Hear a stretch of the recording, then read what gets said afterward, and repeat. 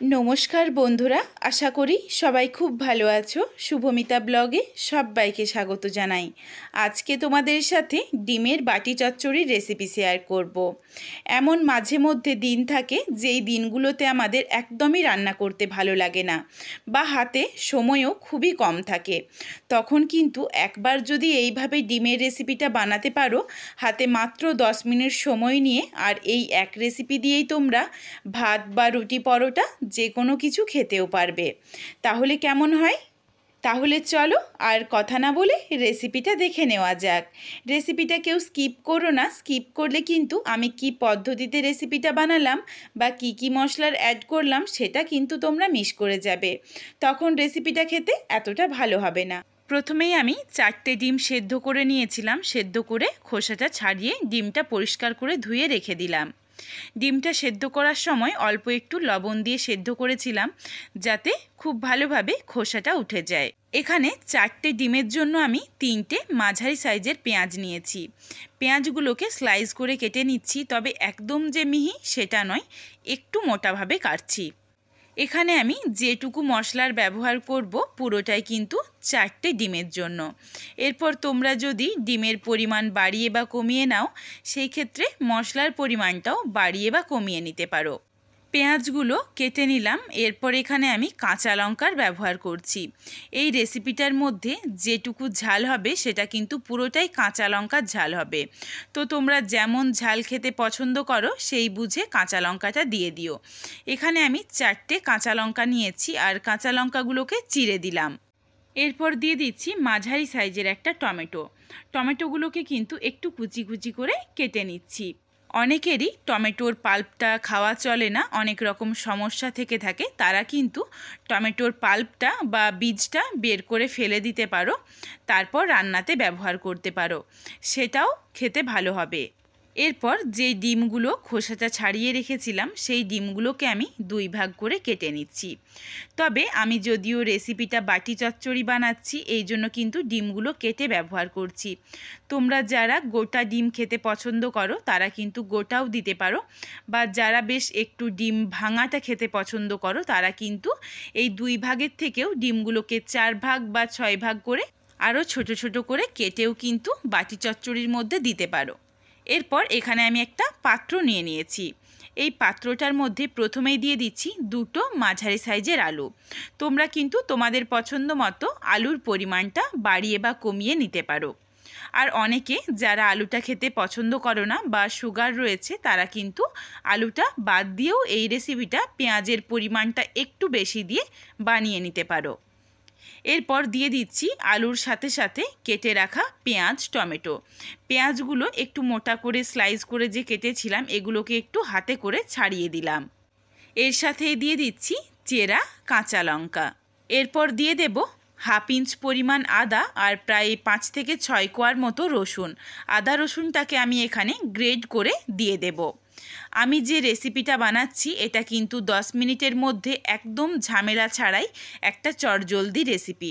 এই জন্য কিন্তু এখানে আমি গ্রেড করে নেওয়া আদা আর রসুন দিয়েই দেখালাম, যাতে বাটাবাটির কোনো ঝামেলাটাও না থাকে। তবে তোমরা চাইলে এখানে গ্রেড করার পরিবর্তে থেতো করে রাখা আদা রসুন বা বেটে নেওয়া আদা রসুনও কিন্তু ব্যবহার করতে পারো। হাফ ইঞ্চ আদাটা গ্রেড করে নিয়েছি, এরপর রসুনটাকেও আমি গ্রেড করে দিয়ে দিচ্ছি। এখানে তোমাদের একটু আমি রসুনের পরিমাণটা দেখিয়ে দিই। ঠিক দেখো, এইটুকু আমি রসুন দিচ্ছি, প্রায় 5 থেকে 6 কোয়ার মতো 4টে ডিমের জন্য।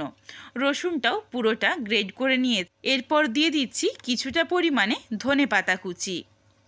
ধনেপাতা কুচিটা আমি 2 বারে ব্যবহার করব। এখন কিছুটা দিলাম অল্প পরিমাণে, পরেও আরও একটু অল্প পরিমাণে দিয়ে দেব। এরপর দিয়ে দিচ্ছি কিছু গুঁড়ো মশলা। হাফ চামচ জিরের গুঁড়ো, হাফ চামচ ধনের গুঁড়ো, হাফ চামচ হলুদের গুঁড়ো, আর হাফ চামচ দিয়ে দিলাম কাশ্মীরি রেড চিলি পাউডার। এটা দিচ্ছি কালারের জন্য। এটা অপশনাল, তোমরা চাইলে দিতে পারো, তাহলে কালারটা একটু সুন্দর আসবে, আর না চাইলে কিন্তু নাও দিতে পারো। এরপর দিয়ে দিলাম 2 চামচ পরিমাণে কাঁচা সর্ষের তেল। রেসিপিটা আমি খুবই সামান্য তেলের মধ্যে বানাচ্ছি। সববার শেষে দিয়ে দেব স্বাদ অনুযায়ী লবণ। লবণ দিয়ে দিয়েছি। এরপর হাতে করে খুব ভালোভাবে দোলে দোলে এই মশলার সাথে আলু পেঁয়াজকে একটু মিশিয়ে নিতে হবে, যাতে একটু নরম হয়ে যায়। টমেটোগুলোকে হাতে করে একটু চেপে দিচ্ছি, তাহলে কিন্তু দেখো বেশ সফট হয়ে যাচ্ছে। খুব ভালোভাবে চটকে চটকে মেখে নিয়েছি পুরো মশলাটাই। এইভাবে যদি একটু সময় নিয়ে মাখা হয় তাহলে কিন্তু এই মশলার ফ্লেভারগুলো খুব ভালোভাবে আলু পেঁয়াজের মধ্যে চলে যায়, রেসিপিটা খেতে ভালো হয়। মেখে নেওয়ার পর হাত ধোয়া জল দিয়ে দিলাম বড় কাপের 1 কাপ পরিমাণে। তোমরা যেমন গা মাখো বা যেমন গ্রেভি রাখতে চাও সেই বুঝে কিন্তু জলটা দিয়ে নিও। খুব বেশি সময় লাগে না রান্নাটা হতে, একদম 8 থেকে 10 মিনিটের মধ্যেই কিন্তু রান্নাটা হয়ে যাবে। ওপর থেকে একে একে ডিমগুলো বসিয়ে দিলাম। একদমই নির্ঝঞ্ঝাট একটা রেসিপি, চটজলদি যখন ইচ্ছে বানিয়ে নিতেই পারো। তবে বাড়িতে অবশ্যই একবার হলেও এই রেসিপিটা বানিয়ে আমায় কমেন্ট করে জানিও কিন্তু রেসিপিটা তোমাদের কেমন লাগলো। ওপর থেকে ডিমগুলো দিয়ে আরও অল্প পরিমাণে দিয়ে দিলাম কুচনো ধনেপাতা। এরপর গ্যাসটা অন করে দিয়েছি। অল্প অল্প করে দেখো ফুটতে শুরু করেছে, তবে খুব ভালোভাবে ফুটে যাওয়া অবধি অপেক্ষা করব। সুন্দরভাবে দেখো বাটি চচ্চড়িটা চারিদিক দিয়ে ফুটে উঠেছে।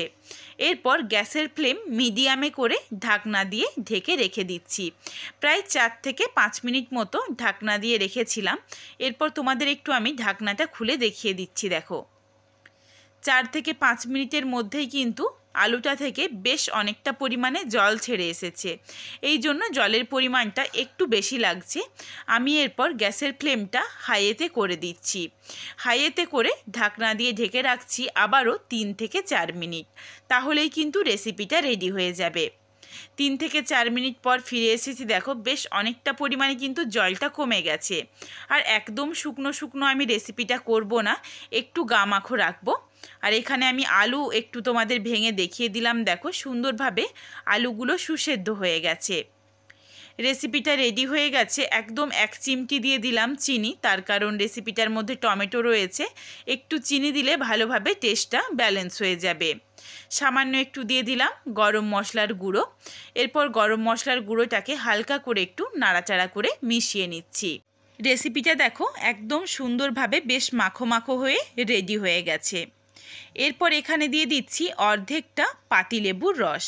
এই পাতিলেবুর রসটা দেওয়ার জন্য বেশ রান্নাটার মধ্যে একটা সুন্দর স্মেল আসে, আর খেতেও কিন্তু বেশ ভালো হয়। পাতিলেবুর রসটা দিয়ে দিয়েছি। এরপর নাড়াচাড়া করে একটু মিশিয়ে নিয়ে গ্যাসের ফ্লেম অফ করে ঢাকনা দিয়ে ঢেকে রেখে দিচ্ছি। ঢাকনাটা খুলে তোমাদের একটু দেখিয়ে দিই।